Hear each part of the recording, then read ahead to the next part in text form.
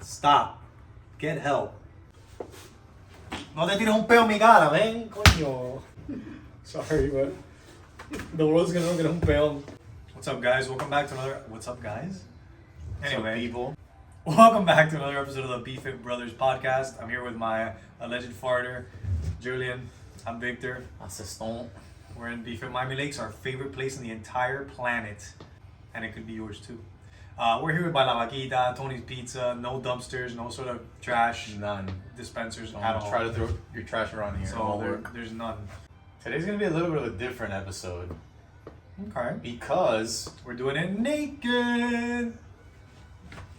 so today we are talking about the news. We're newscasters today. Okay. What do you think about that? I've always wanted to be a newscaster, actually. I think I'll There do you a very go. good job. Well, that's why you want the damn mic. Yeah. What do you guys think? Would it be weird if we're holding two microphones like this? I think so. You hold it. It's like a one that stands here, but you can hold it like this. You look super cool doing it. Oh, like an old school like cigarette Yeah, smoking, like coffee super cool. drinking. You're just like, oh no, yeah, you're like talking shit. You can put it down. So we're gonna take some news stories. We're gonna dissect them. We're gonna discuss them, preferably in the health and fitness field, right? We're gonna talk shit about them. Okay, first story we're gonna talk about. Check out this headline. Despite Ozempic and RFK Jr., Uncrustables and Twinkies believe very strongly that snacking continues. What do you have to say about that? You know me. I'm a snacker. I'm a snacker.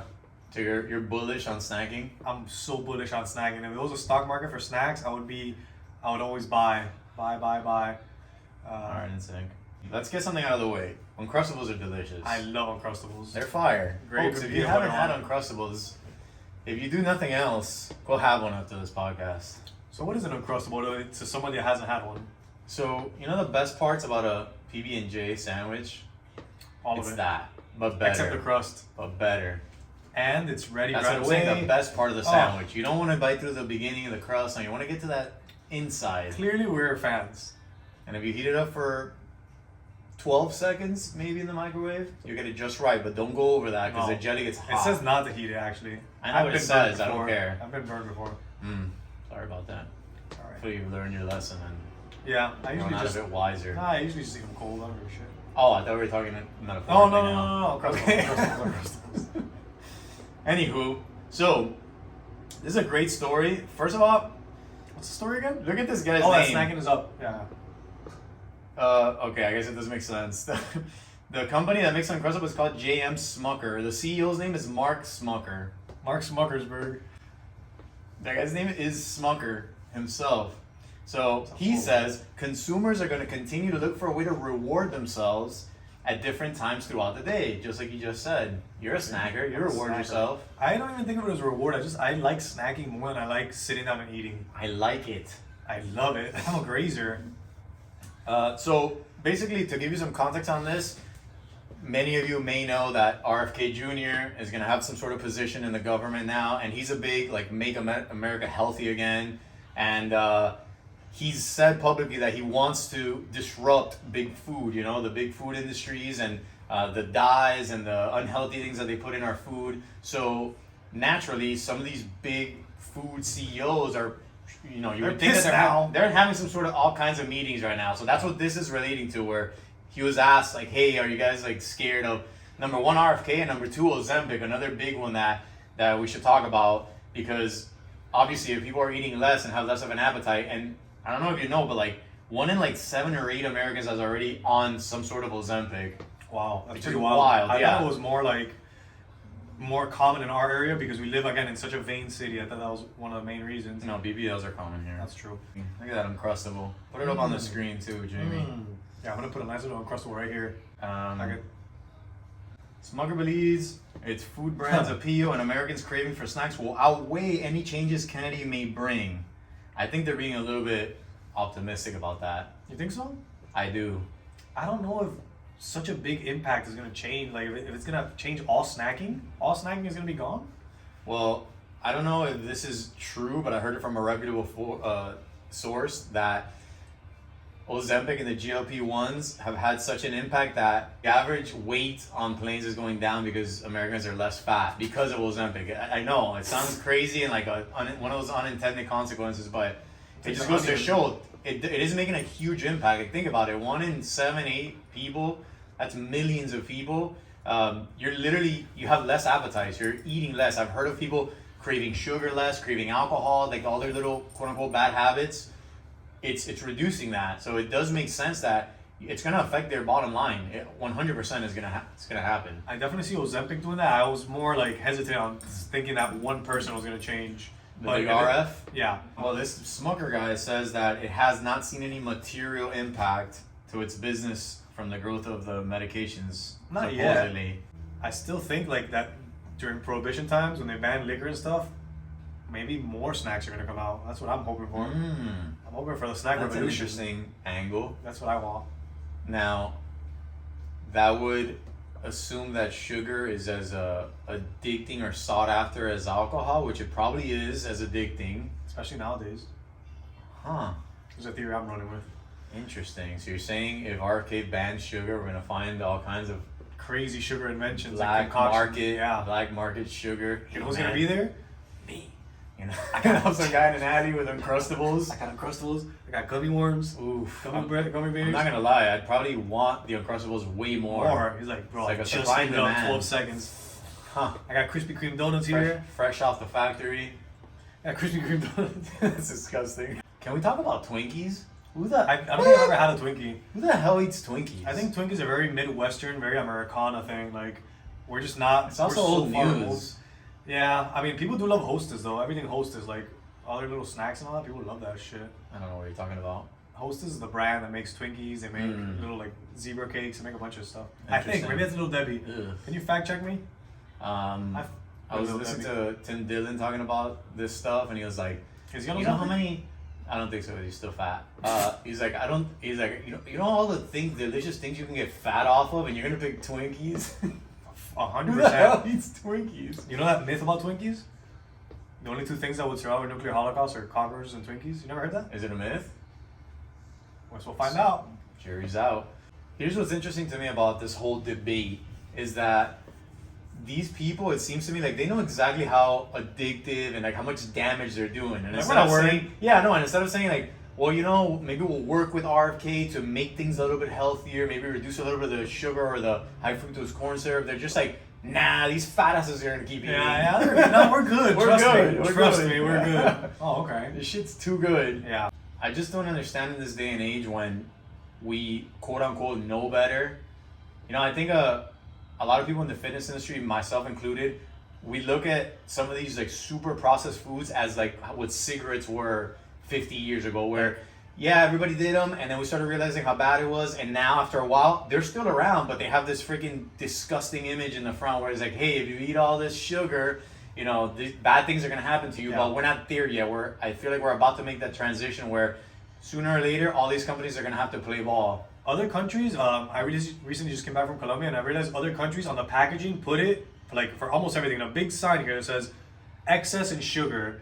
Excess in this, like if it's something like that's harmful for you, it'll say it right out there. In America, it definitely doesn't have Sometimes they use, in those countries, they use real sugar, like cane Oh, they do, sugar, they as do. opposed to some of the ingredients that they use here. They did. I had to drink a Coke over there because you gotta try it. I had over to. there. I had to. I was I'm sure you forced had at more point. than one. Shut up. And yeah, it tastes completely different. Like they actually made with sugar. Better? The chocolate's made with sugar, way better. Way better. One of the kids there was like, "Bring me a Coke from America. I want to try it." And I was like, "You don't want it. Stay You don't want here. it. Stay here as long as you can. You gotta cherish it." Anything else? To close off that story, eat Uncrustables before they are banned. And before you gotta get them in the black market for 5 times the price. So wait, you just said that you and other judgmental trainers look at these things and like judge. You didn't say it, but I felt it. So why are you such a big proponent to? I'm not. I look at when I go to Costco, I look at that box. It looks at me. You know, we have a box moment like- there, and then I go, I can't do this. I haven't bought them in a while, I but just every don't time I do get them, it. I never regret it. No, it's amazing. But But why lie? again, it's one of those things where, you know, you're sacrificing long-term health for immediate pleasure. God knows there's many of those things. Like when I started this podcast drinking. You were drinking? Huh. Fascinating. So moving on to our second topic. Luigi Mangione. Oh, shit. we're Oh, hijacking. damn. This is a bonus story. Damn. What does Can Luigi we have to talk do with the about fitness it? world? Besides the fact that he's jacked. He's not jacked. He's ripped, but Nah, he was pretty that jacked. The guy was looking good. I mean, You know come what I'm on. saying? You know, There's one thing we're all united on is that the guy looked good. True. Okay, all right. For those of you who don't know, there's been a recent story of a tragedy, a shooting that happened, and the alleged shooter has come out with these shirtless pictures, and let's just say it's taken the internet by storm. And Julian's pants by storm too. he has what? We're gonna talk about that. He, you know, he has a little bit of a cult following now because of his physique and charming looks. Yeah, so maybe we should talk about like.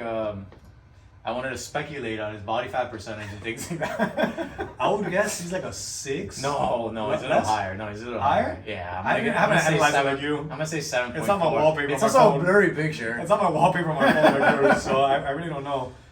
Plus, he was dehydrated because it looks like he was hiking, right? So Yeah. I'm guessing that adds to it. The True, lighting true. from the outdoor lighting. So I guess you're probably right. Probably be a little higher. Yeah, I'm gonna guess sub 8. Yeah, Sub yeah. 8. But shout out to Luigi for having a good workout regimen. That's the only thing I'm shouting out for. Yeah. No, and if there's one thing we can take away from this is if you're gonna commit a crime, Look you good. wanna look good For doing sure. it. Because either way, you're gonna be publicized everywhere. So might as well For might as sure. well look good. You don't want to be the slob. No one cares about the slob. Like the guy that tried to assassinate Trump, that guy was a slob. You can tell that guy lived in a basement. That guy does not have a cool follower. No, at all. It reminds me of, I think he had a hair lip too, which doesn't help his cause. Nothing against hair Can't lips. post that. No, I can't post Okay. that. Alright, this reminds me of the other felon that had that really attractive mugshot and they got the him light eyes? with the light eyes. Yeah. The mulatto guy, and then Yeah. they got him to model. They offered him modeling jobs from jail, and then now he's a model. Now he does. I saw him all when I was traveling the world. I saw him all over the place modeling glasses and stuff. The guy's a hunk. No, the guy's a hunk. But then people say that pretty privilege doesn't exist. Get out of here. Come on, Mike. It Get out 100% of here. exists. Men and women. Let me tell you. Everybody, good looking. If you're good looking, it's that easy. You pass me the coquito? Is it? Do I have to stand up? Yes, it's inside.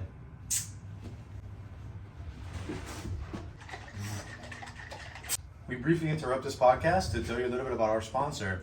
Today's sponsor, Coquito by Bay's Coquito Shop. She makes one of the best coquitos you've ever had. If you taste it, it's creamy, it's sweet, has a little hint of rum, but it's never overbearing. Is this alcoholic? Follow her at Bay's Coquito Shop, and you can buy your own. I'm not sure if she delivers, but if you're in the Miami area, And if you're you can get not some. Latino, you want to explain what Coquito is? It's like eggnog, but delicious. It's eggnog with. Hey, eggnog is delicious. Put it right here. How would you describe it? You've been working lately with a foodie that. I mean, creamy is the best. Yeah. If you're into creaminess, it's definitely sweet, but depending on who makes it, it could be a little bit balanced in the sweetness level, but it tends to be very sweet. Yeah. And like you said, it has a hint of rum that gives it a nice taste and a little bit of a kick, and you get a nice buzz from it. Put it in your coffee if you're Your coffee inclined. it's muggy. But yeah, it's a nice way to put it in a mug or something, and people think you're drinking something chill, and you're actually getting drunk. There you go. So, That's the strategy. what are we? It's what are we Latino promoting eggnog. here? But anyway, it's December, and you guys know these things happen all the time. That's what you do. However, don't wait till January to start your fitness routine. Start now. You can work out and drink coquito, guys. Like balance, you know. If you can add like a to signify that we're going into a commercial break. All right. I'll just do it in my mouth. All right. Idiot. Story number 2, the 10,000 step myth. Oh, Everybody knows you have to walk 10,000 steps, at right? least 10,000. But do you know how that originated? Yeah, wasn't it a marketing ploy by a Japanese company? Like all the best things, it came from Japan. Wow, Japan fanboy. What else do you like that comes from Japan? Big fanboy. Name 5 things that come from Japan. Hentai. Hentai, and hentai. Ramen. For sure, I was when I was going. Sushi. Yeah. I'm taking all food for now, but the best car brands, the most reliable ones. What else is from Japan? Samurais are cool. Samurais are Swords, and they're swords. The sharpest ones. Soy sauce. That's Chinese. Is it? Pretty sure. They have some really ancient like soy sauce making places over there that I've seen documentaries about. They're super cool. You're Because not they telling don't us- make it like that no more. That's how Hispanic sauces introduce themselves? Soy sauce. Yeah. You do? clearly we've had a little too much coquito today, but we're keeping it It's light. going We're nowhere. keeping it But you know what? conversational. It's the holidays. You're And not I would working say- anyway. I would Neither are say we. fifth would be robots. Ooh. Make a lot of badass robots over there.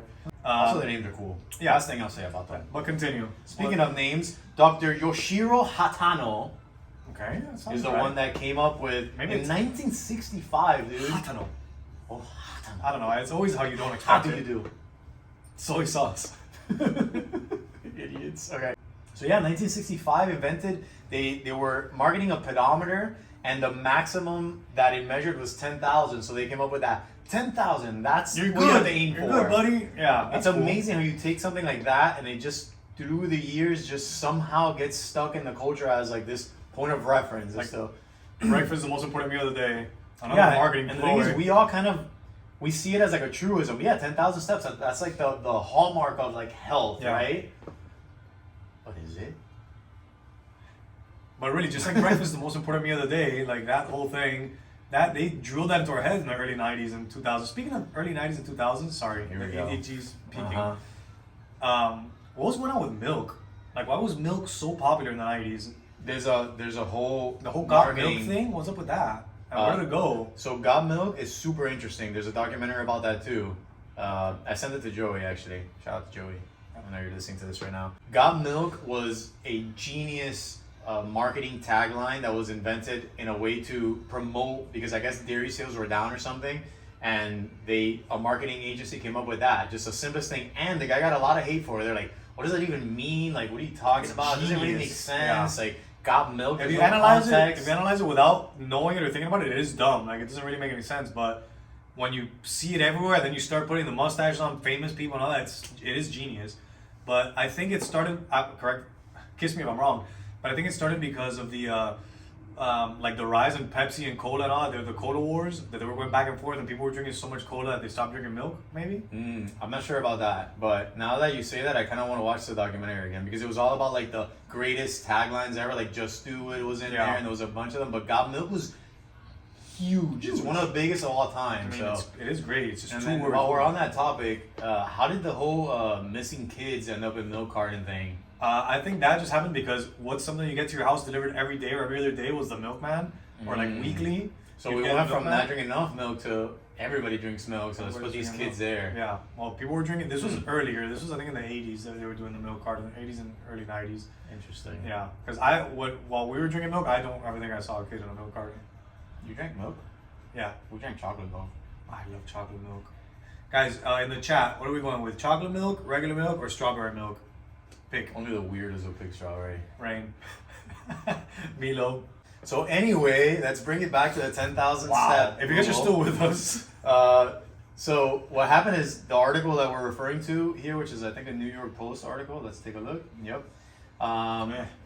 They've done actual research to see if 10,000 is the benchmark, and it was completely arbitrary It's number. super arbitrary, yeah. Yeah, they've done research that shows that as little as 4,000. I think it was 3,000 something, but considerably less than 10,000 still leads to like a more longevity Yeah. and better quality of life and all that stuff. Of course, it depends on a bunch of factors, but basically the idea is just walk. You don't really need that, if you don't hit 10,000, nothing bad's gonna happen. Yeah. If you're look at what the average American has of a step count. You're obviously you want to do more than that, but see, it says 3,143 can protect against premature death, but optimal is between 7 and 9,000. That's what actual research Yeah. shows. I want to see what the 7 to average. 9. Now, on that same vein, I think saying 10,000 is still good because you want to push people to walk more, to do more things, to have more activity in their life. So saying, like, if you tell somebody like, oh, you only need 3,000 to 4,000, then those slackers are gonna abuse that. So okay, so I'd you're say saying it's a overshoot good it. thing? I think it's a good thing. Overshoot it. The average American walks 3,000 to 4,000 daily steps. It's not that bad actually. That's pretty But this is interesting. Walking less than 5,000 steps a day is considered a sedentary lifestyle. good. Dun dun dun. How much do you think we walk as trainers? I don't walk that much. I stand a lot, but I don't walk that much. I think mine's like 5,000 to 6,000. You can't check from your watch, can you? Yeah, but we're not gonna do it right now. No. I think mine's like 5,000 to 6,000. If it's a long day like yesterday, I'm up there. I also have to run after my kids. So. Yeah, that's a big one.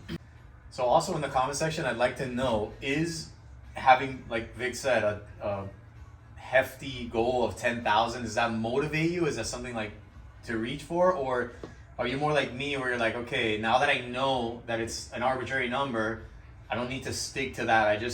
For me, it's enough to say, just walk and be active. I don't really need to know how much. But that's just me. I might be in a minority That's just there. me though. Yeah, but that also goes back to you being who you are on the spectrum and being very like, okay, you already work out, you know you're active, you eat healthy, you take care of yourself.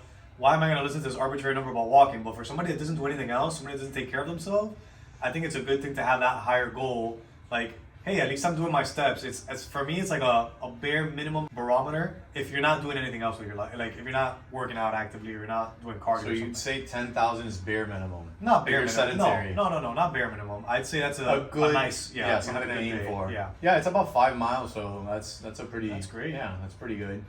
Feeling like copito now. Last thing we're gonna talk about. Headline: New trend helps fitness freaks land jobs, they say, but not every employer is convinced. So this one is talking about how people are putting their fitness accomplishments on their resumes. Like, I ran a marathon, or I did a physique competition. Under that, I would put, who gives a shit? Oh. I'm sorry. And therein lies the debate. I'm sorry, but just like the people that put it on the back of their car, the fuck do I care? It's like, if you do it, awesome, and I salute you. I'm always celebrating people that do physical feats and that push themselves. But it's like, don't shove it down my throat. I don't care that you did it. Don't put it on your car. Don't walk into a job and be like, oh, what qualifications do you have? I ran a marathon. Okay, well, this is an office job. Skippy, what are you gonna do? Run around the office? All right, but to play devil's advocate, I'll argue the other side, which is you're bragging in your resume to begin with. You're supposed to put all the good things about you. I get it, and it's gonna be like, oh, this person's dedicated. Dedicated. Yeah, dedicated to running doesn't mean you're gonna be dedicated to the job. You think so? You can be a great athlete and a shit employee. There's no correlation to me. I think there is. I don't think so. I think that if you show that you're committed to achieve certain goals, then that would translate to other goals. Now, it's not a direct causation, but there's definitely correlation there. I could say it's like 50-50 because I know a lot of people, some of the best employees that I know haven't done anything that crazy. And it's okay, like, well, let me put it to you this way. If you go out, let's say you go to the Boston Marathon and you pick out 100 random people, do you think they're going to be like bums in life, or do you think they're going to be like executives and, you know, own their own business? Now that comes another thing. People that do those big marathons are look at me, Louis, and they want attention, and it's a whole. Tell me I'm wrong. Tell me I'm wrong. The people that do those big giant. I ran the Boston Marathon. Oh, okay, like. Or they're just type A, extremely ambitious people. And go run by yourself. Well, Why do you have to like broadcast it and say like. I get it's one thing to be proud of yourself, and it's one thing to achieve something, and it's one thing to want to like run a marathon and to do it. It's another thing to like, oh, I go to the Boston Marathon and I go to the New York Marathon and I do the. If you went to Harvard, you're not gonna brag about it. You're not gonna say I went to Harvard on your resume. Of course. Because that shows that you're enough of an elite student, like extracurriculars, all that stuff, well-rounded person, enough that Harvard said, I need to get this guy. So it would. Yeah, but the marathon didn't pick me. It doesn't matter. The whole point is that I'm bragging. I'm putting myself out there as the best. Like, here are all my great attributes and here are all my great skills. And again, I'm not saying that I would look at somebody in a resume and be like, oh, wow, you ran a marathon. I'm just arguing for that side, because that's exactly what this article is doing. It's some employers are saying, yeah, I can see that, you know, the dedication, all that. And others are saying, who cares? Like, A, that's a private, personal thing. It has nothing to do with work. And B, like, I'm not looking for that skill. I'm looking for, can you do the job or not? Now, if I wanted a delivery person that's going around delivering things on foot, damn, I'm getting that marathon runner for sure. I think it's all based on what the job entails. Like, if I'm getting somebody for a physical job that requires physical labor, here, a trainer, construction worker, something out in the field, I want somebody active. I want to see those physical accolades. If you're in an office, I mean, getting puta, you ran a marathon. Like, what are you going to do? Run to the coffee machine and bring me my coffee faster? I completely disagree. If you run marathons, you're not a lazy person. You get up at 5 a.m, you go run for 2-3 hours. Like, that means you're not a lazy person in life either. Like, there's 100% correlation there. Number 2, health, like a healthier employee. Do you want a slob that's going to call in sick every other week? Or do you want somebody, if somebody runs marathons, and by the way, we're only using marathons as an example. It could be anything else, but you at least know that person takes care of themselves, is relatively healthy or Okay, very healthy. That's true. That saves you costs on like sick days and all kinds of stuff. So That's true. it's just a marker for health. Okay, that's true. I can see it like that. We've come to an agreement. My hands are really cold. My hands are really warm. Oh man, look at this one. Bonus. OnlyFans model Who slept with 100 guys cries and after then wants to sleeping with sleep with 100,000. 1,000. Oh, it was 101 men. When I chose to do 1,000. They should make a remake to the 101 Dalmatians. Dalmatians, but so let's talk about the Wait, we're talking about this for real? let's talk about the aerobic conditioning needed to sleep with 100 men. I don't think it's about aerobic. I think it's about chafing. After a while, you think wouldn't it's it just be- lubrication? Oh my god, yes. I'm honestly like, I read about this and the whole thing is just disgusting. Can you imagine waiting in line though? Somebody, the Hey, what's up, brother? the Yeah. cameraman So- said that he walked into the room and it smelled disgusting in there. Attention is the biggest like addictor, I think, for young people. But can't you like do something else for attention? Like you can do so many other things that don't require 100 men penetrating you. I keep thinking about waiting in line and talking to the guys and like, oh, you're performing after me before. Good luck, I got a hog. Oh, Who are those guys too, man? I know. People are sick. What an interesting. People are You say just sick. sick. I say an interesting world we live in. I mean, I'm judging the hell out of you. Like, I don't give a shit. I'm judging you. Both of yous. What if Both she puts on my parties. resume? I did 100 men in one day. Huh. What do you think about it? Good or bad? If you're asking me, terrible. But it's like terrible. Like you said, she's ambitious, That's true. She wanted to break a record. healthy. Maybe not after the 100. Maybe not. Maybe not. 100 men with condoms, hopefully. Somebody asked her if she was concerned about like getting an STD, and she's like, "Oh, I didn't even think about that." And therein lies the type of person that you're talking about. Yep. Let's write a comment. Would you sleep with 100 men? My limit is personally 99 men, but I want to go past 99. Huh. Yeah, Well, that's just me though. that's a sad way to end this one. Does this girl have a dad? Yeah, this one's rowdy. I don't know how much. When you listen to it sober, look at her crying. I'm sober. man. What are you talking about? When I listen to it sober. Well, guys, thanks for joining us for an unhinged version of the BFit Bros podcast. If you like a news episode like this, or something more conversational, you guys let us know because we liked it. I know Yeah. Julian liked the drinking part of it, so Don't go out there and bang 100 people in one day, please. Or It might not do. be good for you. It Or might not be do. good for you. It might not- Whatever. I'm just saying. Whatever you guys want to do, So Yeah. that being said, guys, happy holidays again. If this comes out recently, Happy And, Chinooka. happy Chinooka. Free my boy Luigi. Oh, she could hear that, bro. You fucking animal. Oh my god.